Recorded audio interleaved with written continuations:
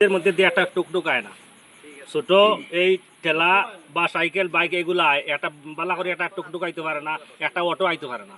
আমরা এই ব্রিজটা আর একটু বড় করিয়া বানাই দিতে হইব, যাতে আমরা ম্যাজিক গাড়ি পর্যন্ত মালটানার ম্যাজিক গাড়ি পর্যন্ত যাওয়া করতে পারি। আব্দুল বাড়ি তাইনের এই বাংলোতে সবার মধ্যে আমাদের বিনয়ভূষণ দাস এমএলএ সাহেব তাইন এখানে এসেছিলেন।